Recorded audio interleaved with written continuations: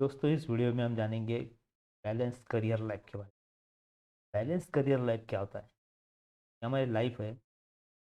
और पिक्चर में हम देखेंगे ये आदमी जो फर्स्ट पिक्चर में दिखा है तो पास पैसा बहुत है। और इसको ये जो विंडो से लाइफ दिख नहीं रही है, इसको पैसा इतना है कि वो लाइफ को देख नहीं पा रहा है। और इस लास्ट वाले आदमी को देखेंगे, उसके पास पैसा भी नहीं है, कुछ भी नहीं है इसके पास में। तो ये बिल्कुल भी कुछ नहीं देख पा रहा है लाइफ के बारे में। तो बैलेंस करियर लाइफ क्या होता है? हमारा नॉलेज, हम जो पढ़ाई करते हैं वो पढ़ाई भी और पैसा दोनों चीज़ बहुत ज़रूरी है। इस आदमी के पास देखिए सेकंड नंबर पे, के पास नॉलेज है, पढ़ाई कर रहा है, बहुत पढ़ाई कर रखी है, पैसा नहीं है, तो भी ये लाइफ नहीं दिखाई नहीं दी। ये जो विंडो से देखना है ना, तो इसको बैलेंस करना बहुत ज़रूरी है। बैलेंस है का और बुक्स का, ये पढ़ाई पैसा दोनों ही बहुत ज़रूरी है। यही हम इस वीडियो में देख जानेंगे कि कैसे हम इन दोनों को बैलेंस करेंगे। पढ़ाई के बारे में जो बैलेंस करते हैं हम, तो पढ़ाई तो करना बहुत ज़रूरी है और पढ़ाई हम करते ही हैं।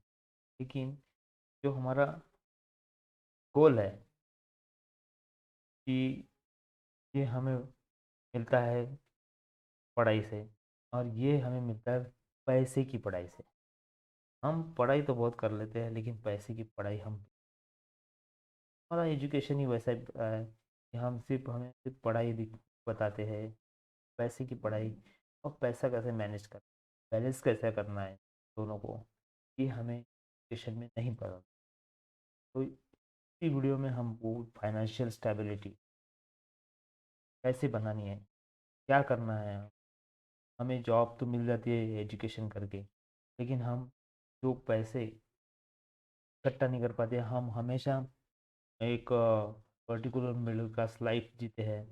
तो वही अभी फाइनेंशियल चीज़ें 5 कैटेगरीज बनाई, 5 स्टेप है उसमें, 5 टाइप है। 5 टाइप से हम हमारे नॉलेज बढ़ा सकते हैं पैसे के बारे में। हम ये वीडियो भी यही दिखाता है कि हम हमारा नॉलेज किताबों में से हमारे ब्रेन में भरें।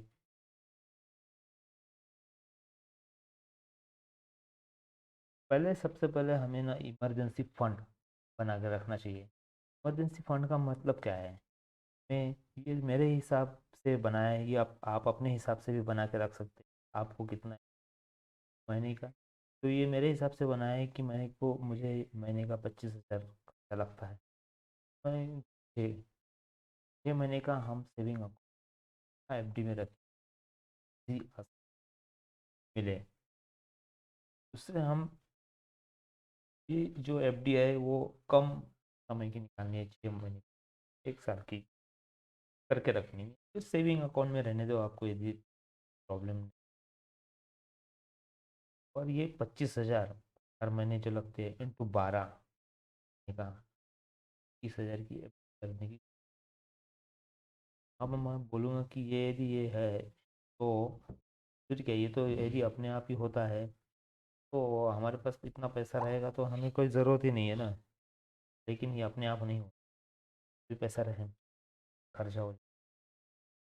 माइंड में यही रख के चलना है कि 6 से और 12 महीने की होनी चाहिए डिपॉजिट प्लानिंग। सेकंड स्टेप है कि लोन रिडक्शन। लोन हमेशा ही हमको लेना पड़ता है। लोन किस तरह के पड़ते हैं?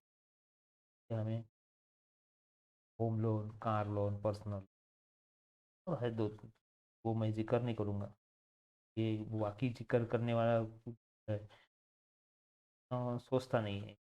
तो पहले हमें होम लोन भी चाहिए। एक घर, एक ही घर रहना चाहिए।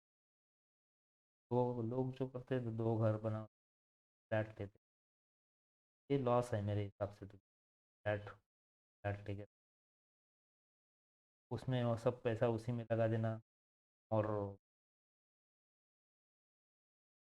तो ईएमआई फेडते रहना गलत है। कार लोन लेनी पड़ती है। कार भी एक लायबिलिटी होती है, क्योंकि होम लोन के बाद ही कार लोन लेना चाहिए। पर्सनल लोन हमें लेना चाहिए। इंटरेस्ट रेट 14 से 16 होता है। होता है। क्रेडिट कार्ड लोन तो ये तो है ना, क्यों निकालनी पड़ती है पर्सनल लोन?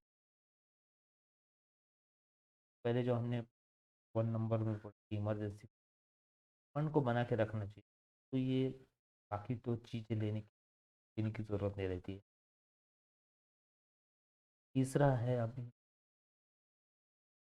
भी बहुत ज़रूरी है इंश्योरेंस के लिए। इंश्योरेंस करके रखना चाहिए फैमिली का। और कहाँ हम जैसे कार लेते हैं, कार का तो इंश्योरेंस करते ही कर कंपलसरी है, इसलिए मेडिक्लेम भी करके रखना चाहिए। नेशनल में और पीपीएफ में इन्वेस्ट करके रखना चाहिए। ये है इंश्योरेंस प्लानिंग। तो ये सब जो है ना, पहला गोल कंप्लीट होने के बाद सेकंड गोल हमारा कंप्लीट होने के बाद लोन रिडक्शन की टैक्स प्लानिंग है। टैक्स में हम इसी के अंडर जो आता है होम लोन का वो टैक्स लेते हैं, मेडिक्लेम नेशनल सब में डाल के रखना चाहिए। हमारे इमरजेंसी फंड के पार्ट तो नहीं, इन्वेस्टमेंट इमरजेंसी फंड के बाद रखना चाहिए। पाँचवा है इन्वेस्टमेंट।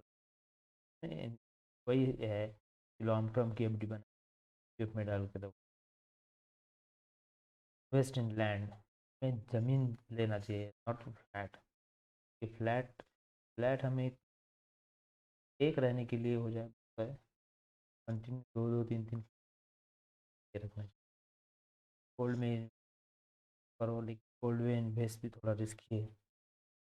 तब शेयर मार्केट्स में बाद में, सबसे बाद में, जो हमारे पास ये सब कुछ होने के बाद में शेयर मार्केट्स में हमें इन्वेस्ट करना चाहिए, ये भी अच्छी ग्रोथ होती है।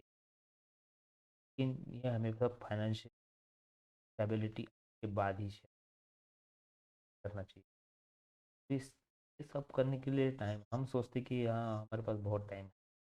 लेकिन ये देखो, ये बहुत मोटिवेशनल पिक्चर है कि डाउनलोड, ये बहुत अच्छा लगा मुझे, इसलिए मैं इसके लिए डाउनलोड कर रखा।